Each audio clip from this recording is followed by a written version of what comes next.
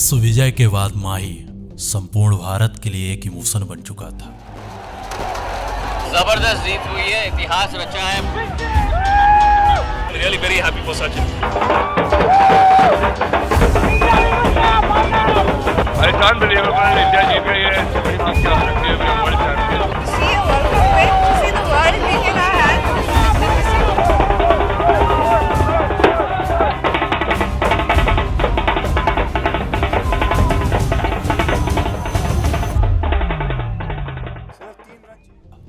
बदलते वक्त के साथ भगवान भी अब क्रिकेट छोड़ संन्यास चाहता था, परंतु विश्व विजेता भारत और भारत की संपूर्ण सत्ता का भार किन कंधों को सौंपा जाए। भगवान की नजरों में ये सवाल सिर्फ सवाल नहीं बल्कि विश्व क्रिकेट का भविष्य था। नमस्कार, आप देख रहे हो द डॉक्यूमेंट्री का special episode the rise of Virat. आपका रिकॉर्ड तोड़ पाएगा? क्या लगता है आपको? आई थिंक इसी रूम में बैठे हुए हमारे यंगस्टर्स कर सकते हैं। Virat and Rohit are the ones. अपनी सत्ता से संन्यास पर विचार कर रहे भगवान को तलाश थी अपने उत्तराधिकारी यानी नेक्स्ट गॉड ऑफ क्रिकेट की। वक्त बीत रहा था, भगवान की तलाश अब तराश में बदल चुकी थी। ऐसे में अब बारी थी एक बार फिर एशिया फतह की। संपूर्ण विश्व जीत चुके माही की अगुवाई में भारत एक बार फिर एशिया फतह करने के उद्देश्य से मैदान पर उतरता है, परंतु इस सफर में टीम इंडिया बांग्लादेश से अपना दूसरा मैच 5 विकेट से हार जाती है। बांग्ला के हाथों मिली इस हार से भगवान की तलाश पर कई सारे सवाल थे, परंतु कुदरत का निजाम देखो, उस दिन उसकी एक पारी से भगवान की तलाश पूरी हो गई और विश्व क्रिकेट को एक नया शासक, एक नया सम्राट मिला।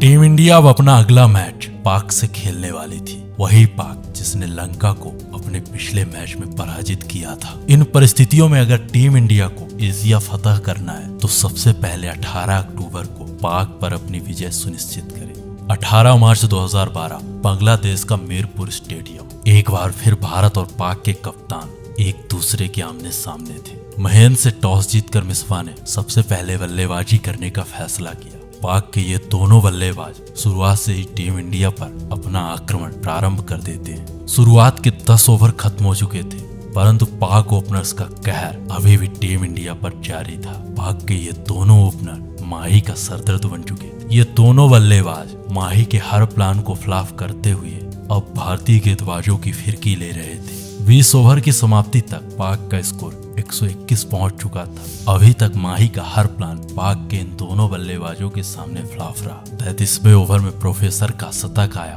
और 35वें ओवर में नासिर ने अपना शतक जमाया। इन दोनों बल्लेबाजों के पराक्रम से 35 ओवर तक माही का हर प्लान पूरी तरह फ्लॉप रहा, परंतु 36वें ओवर के इस बॉल पर अश्विन ने जमशेद को आउट कर भारत को पहली सफलता दिलाई। फिर अगले ओवर में टिंडा ने प्रोफेसर हाफिज को अपना शिकार बना लिया। जमशेद और हाफिज की ये जोड़ी अब टूट चुकी थी। दोनों पवेलियन की राह पकड़ चुके थे। इन दोनों के आउट हो जाने के बाद अब 40 ओवर का खेल खत्म हो चुका था। पाक के खाते में 256 रन थे। यूनुस और अकमल पाक को संभालने का प्रयास कर रहे थे, परंतु 42वें ओवर में प्रवीण कुमार ने अकमल को आउट करके पाक को तीसरा बड़ा झटका दिया। एक बेहतरीन शुरुआत के बाद पाक को जरूरत थी एक बेहतरीन फिनिश की, परंतु यूनुस खान के अलावा पाक का कोई दूसरा बल्लेबाज एक बड़ा स्कोर नहीं कर पाया और नतीजन पाकिस्तान 329 रन बना पाती है। ये रहा पाक बल्लेबाजों का स्कोर कार्ड और ये रहा टीम इंडिया के गेंदबाजों का स्कोर कार्ड। पाक की ओर से सर्वाधिक नासिर जमशेद ने 104 गेंदों में 112 रनों की ताबड़तोड़ पारी की। अशोक टिंडा टीम इंडिया के सबसे सफल गेंदबाज रहे। उन्होंने 8 ओवर में 47 रन दे करके 2 बड़े विकेट। टीम इंडिया को यह मैच जीतने के लिए अगले 50 ओवर में 330 रनों की जरूरत थी। ये लक्ष्य आसान तो नहीं था। ऐसे में भारतीय बल्लेबाजों के सामने था एशिया का सबसे मजबूत गेंदबाजी क्रम। उम्मीद थी कि भारतीय ओपनर एक शानदार शुरुआत देंगे, परंतु इस मैच के पहले ओवर में मोहम्मद हाफिज ने गौतम को आउट कर भारत की उम्मीदों को गंभीर कर दिया। बिखरी हुई टीम इंडिया और सल्तनत के भार से थक चुके भगवान की विरासत को संभालने एक युवा एक शख्स मैदान पर आता है। वर्तमान में दुनिया उसे the man, the myth, the chase master, the Virat कहती है। Get ready for India, Captain Virat Kohli!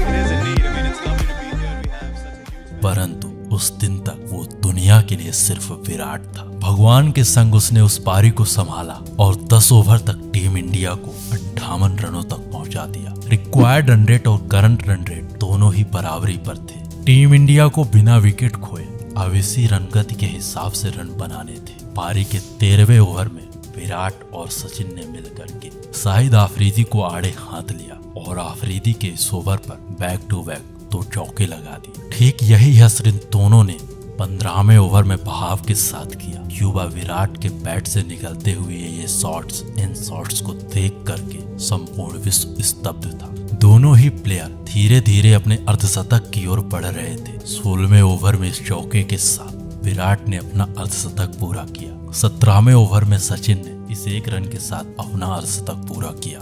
19वें over तक टीम इंडिया 131 रन तक पहुंच चुकी थी। Required run rate current run rate से कम हो चुका था, परंतु अजमल ने सचिन को आउट कर भारतीय टीम को एक बड़ा झटका दिया।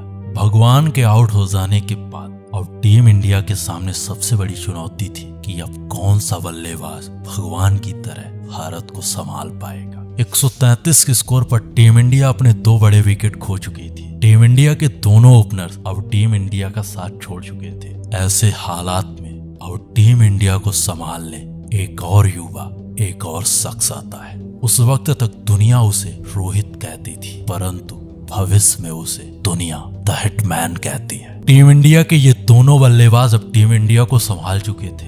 कोहली और रोहित के पलटवार से 25 ओवर तक टीम इंडिया के खाते में 161 रन आ चुके। पाक गेंदबाजों के पास विराट नाम के इस तूफान का कोई तोड़ नहीं था। पाक के ये गेंदबाज गेंदबाजी तो कर रहे थे, परंतु विराट नाम का वो तूफान उस दिन सर्वोपरि था।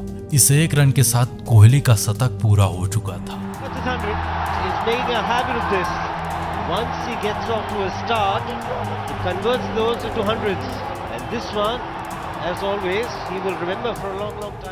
भारत अभी भी जीत से बहुत दूर था, परंतु रोहित और विराट के रहते भारत मैदान हार जाए ऐसा हो नहीं सकता था। टीम इंडिया के इन दोनों बल्लेबाजों के सामने पाक के सारे गेंदबाज बेबस नजर आ रहे थे। रन रथ पर सवार ये दोनों बल्लेबाज पाक के गेंदबाजों को दौड़ा दौड़ा कर खदेड़ रहे थे। 35 ओवर तक टीम इंडिया 215 रन बना चुकी थी, परंतु यहाँ required run rate current run rate से अब आगे बढ़ रहा था। ऐसे में अब जरूरत थी कुछ बड़े प्रहारों की। बड़े प्रहारों की आवश्यकता को देखते हुए कोहली ने सबसे पहले अजमल को अपना शिकार बनाया और अजमल के इस ओवर में 10 रन बटोर लिए। उसके बाद उमर ने अपने शानदार गेंदबाजी की बदौलत टीम इंडिया के इन दोनों शेरों को 40 ओवर तक खामोश रखा। टीम इंडिया का स्कोर अब 247 पर 2 विकेट था।